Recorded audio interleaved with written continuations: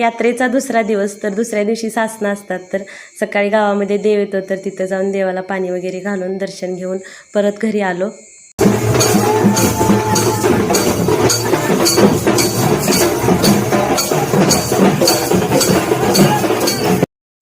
तर सकाळी तिथं ना लेझिम वगैरे खेळली जातात. आता ही सासनकाठी आहे, तर ते नाचवत घेऊन जातात मंदिरामध्ये परत.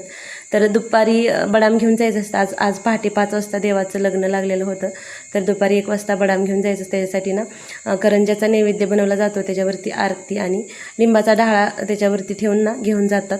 आता गावातले सर्वच घरामधून ना हा बडाम घेऊन गेलेले असतात.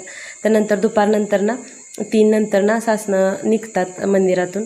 तर ते 3 वाजल्यापासून ना गुलाल खोबरं उधळण्यासाठी सुरुवात होते. तर भरपूर अशी ना गर्दी असते, बाहेरून पण ना भरपूर लोक आलेले असतात यात्रेसाठी. आता एवढ्या गर्दीमध्ये गुलाल खोबरं उधळताना आम्ही तिथं काही जात नाही. इथं नंतर ना मंदिरामधून निघाल्यानंतर इथं बनात येते पालखी, तर तिथं जाऊनच दर्शन घेतो. तर तिथं पण ना पाण्यामध्ये ना दिवा प्रज्वलित केलेला असतो, तर तो दिव्याचं दर्शन पण घ्यायचं असतं आणि पालखीमध्ये देव आलेला असतो. तर तेही दर्शन मंदिरामध्ये होत नाही आमचं, तर मग तिथं जाऊन घेतो. बरेच लोक तिथं जातात, कारण लहान मुलं घेऊन एवढ्या गर्दीत जाणं शक्य होत नाही. आणि हे जे गुलाल खोबरं फेकतात ना, तर त्या खोबऱ्याच्या वाट्या अशा जोरात लागल्या जातात, त्यामुळे एवढ्या गर्दीत जात नाही. तर इकडं बनामध्ये जर पालखी आली नंतर की मग तिथं जाऊन ना तिथं दर्शन वगैरे घेतो.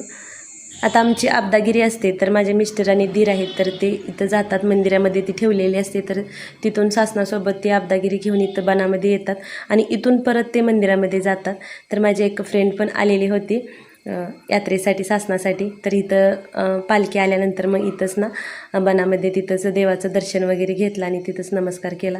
आता हा जो दिवा आहे तो पाण्यामध्ये प्रज्वलित केला जातो, तर त्याचं पण दर्शन तिथंच झालं. हा दिवा बघण्यासाठी भरपूर लोक गर्दी करतात. आणि तिसऱ्या दिवशी नंतर मग कुसुंब असतो, म्हणजे भांग केली जाते देवासाठी आणि त्याचा नैवेद्य घेऊन मंदिरामध्ये जातात. तर त्याचाही व्हिडिओ मी उद्या अपलोड करेन. तर कसा वाटला व्हिडिओ कमेंट करून नक्की सांगा आणि चॅनलवरती जर नवीन असाल तर चॅनलला सबस्क्राईब नक्की करा.